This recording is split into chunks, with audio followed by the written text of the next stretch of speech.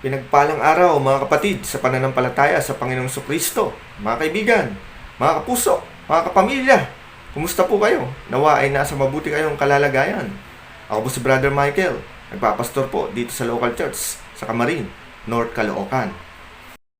Purihin ang Panginoon, ako po ay makakapagbahagi na naman ng katotohanan mula sa salita ng Diyos. 4 powerful traits na tunay na born-again Christian. Isinasabuhay mo ba ang mga ito?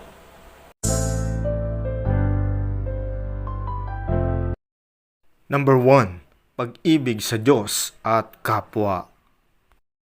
Mateo chapter 22 verse 37-39. Ibigin mo ang Panginoon mong Diyos ng buong puso, ng buong kaluluwa at ng buong pag-iisip. At ibigin mo ang iyong kapwa gaya ng iyong sarili. Pinapakita ng talatang ito na ang tunay na Kristiyano ay inuuna ang pagmamahal sa Diyos at ang pagmamahal na ito ay lumalabas sa paraan ng kanilang pakikitungo sa kanilang kapwa. Hindi lamang simpleng damdamin ang pagmamahal na ito, kundi isang kumpletong pagtatalaga ng puso, kaluluwa at isipan sa Diyos na may bunga ng tunay na malasakit at malasakit sa kapwa. Number 2, buhay na inilaan para kay Kristo. Galatia chapter 2 verse 20. Ako'y napako sa krus na kasama ni Kristo at hindi na ako ang nabubuhay kundi si Kristo ang nabubuhay sa akin. Ang isang tunay na Kristiyano ay binago ang kanyang pagkatao at isinasabuhay ang kalooban ni Kristo. Sa talatang ito, makikita natin ang pagkakaisa ng Kristiyano kay Kristo sa kanyang kamatayan at muling pagkabuhay. Ang ibig sabihin nito ay ang Kristiyano ay nabubuhay na hindi ayon sa sariling layunin, kundi ayon sa layunin ni Kristo. Pinapakita ang pagbabago ng puso at buong buhay. Number 3, pagpupursige sa kabanalan. Unang Pedro chapter 1 verse 15. Yamang tinawag kayo upang maging banal. Maging banal kayo sa lahat ng bagay sa inyong pamumuhay.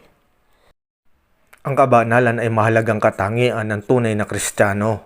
Ipinapahayag ni Pedro na ang pagiging banal ay hindi isang pagpipilian, kundi isang tawag sa lahat ng aspeto ng pamumuhay.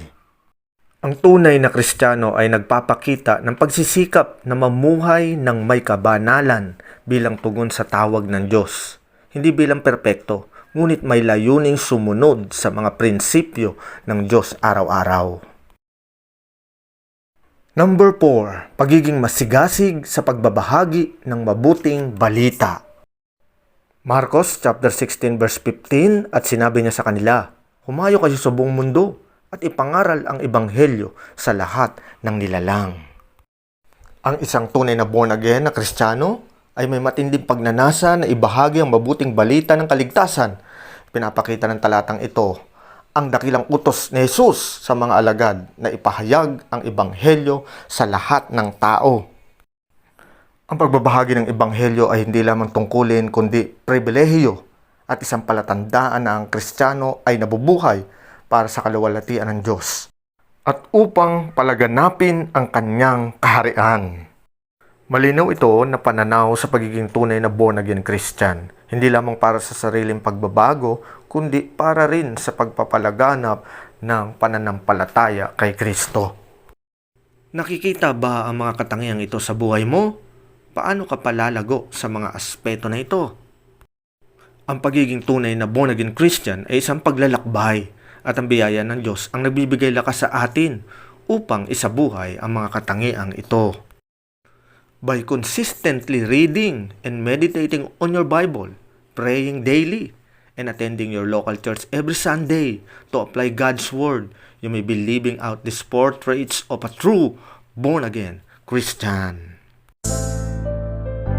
Pagpalain po kayo ng ating Panginoong Kristo. Lumago kayo sa kanyang grasya at pagkakilala sa kanya.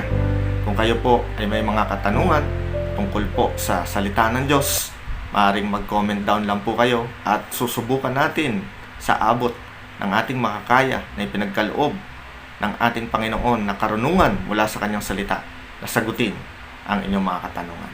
Don't forget to subscribe like and share our videos. Marami pong salamat.